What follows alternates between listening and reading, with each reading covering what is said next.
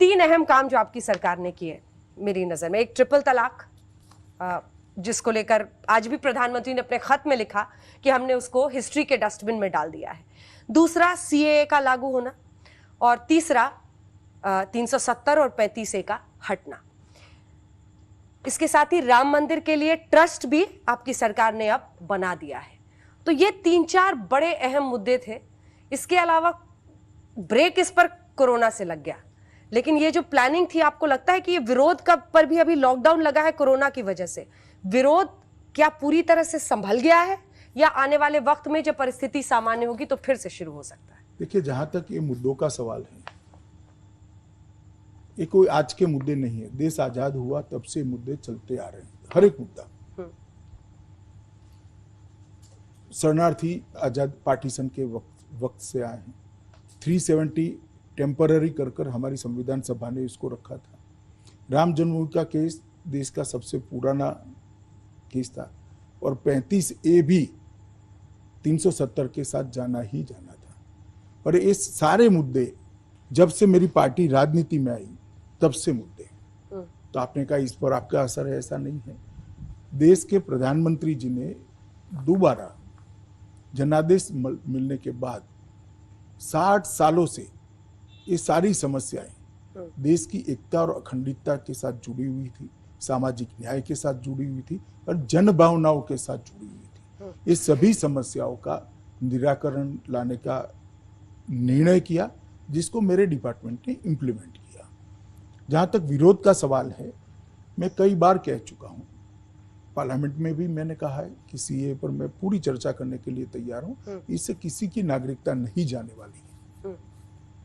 विशेषकर माइनॉरिटी के भाइयों बहनों को कहना चाहिए, आप किसी की नागरिकता इससे नहीं जाने। सीए में नागरिकता लेने का प्रोविजन ही नहीं है, सीए में नागरिकता देने का प्रोविजन है। और नागरिकता किसको देनी है? जो वहां से प्रताड़ित होकर आए हैं उनको देनी है। लेकिन शाहीन बाग का प्रोटेस्ट सर आपकी बात से तो रुका नहीं, वो प्रोटेस्ट तो चलता रहा। वो तो लॉकडाउन की वजह से जब कानून का उनको दिखाया गया कि अब तो आप नहीं कर सकते, ये एपिडेमिक एक्ट लग गया है, तब वो हटे। देखिए, डेमोक्रेसी के अंदर कोई अपना विषय, कोई अपनी बात डेमोक्रेटिक तरीके से रखना चाहता है तो उसको आज़ादी ही है संविधान के तहत। परंतु मैंने सरकार की ओर से, और मैं बिल को पायलट किया हूं, मैं बिल को समझा हूं, इसलिए मैं कह रहा हूं इसमें किसी की भी नागरिकता जाने का सवाल नहीं। मतलब देश में अलग अलग जगहों पर माइनॉरिटीज को डराया जा रहा था क्या, जिसकी वजह से इतने लोग इकट्ठा हुए? अब उनके मन में कुछ तो एक भय है। या तो डराया जा रहा था, या तो समझ नीचे तक पहुंची नहीं है। हाँ। जो भी गैप है हम इसको फिलअप भी करेंगे। उनका ये कहना है कि एनआरसी, जब असम में आप सीएए प्लस एनआरसी देखते हैं, अगर वैसी परिस्थिति देश में आई तो कौन कौन सा पेपर दिखा पाएगा, नहीं मिलेगा, ये भय है उनमें। जी, मैंने इसकी भी स्पष्टता करी थी, मीडिया के सामने भी करी थी कि भाई अभी एनआरसी आया नहीं है, आएगा तो लाने का कोई बात भी नहीं है, आएगा तब सबसे चर्चा होगा। अभी सीए के अंदर से, सीए के कारण से सबकी नागरिकता जाएगी, जो भय फैलाया गया है वो निराधार है। अब जरा अनुच्छेद 370 पर आते हैं। क्या आपको लगता है कि कश्मीर की परिस्थिति ऐसी अब हो गई है कि वो जो एक हम तनावपूर्ण स्थिति थी, हालांकि जब लगने हटाने के बाद स्थिति नियंत्रण में था, लेकिन अब जो परिस्थितियां बन रही हैं, आपको लगता है कि सब कुछ नियंत्रण में है? धीरे धीरे अब ढील होगी लॉकडाउन में, क्या आपको लगता है सब कुछ सामान्य रहेगा? लॉकडाउन के पहले भी ढीली थी, पूरा कश्मीर कर्फ्यू मुक्ति ही था।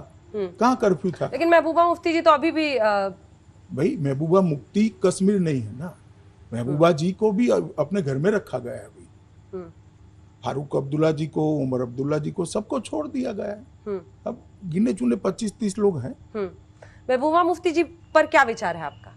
मेरा विचार इसमें नहीं होता है, वहां का स्थानीय प्रशासन परिस्थिति को देखकर निर्णय करता है।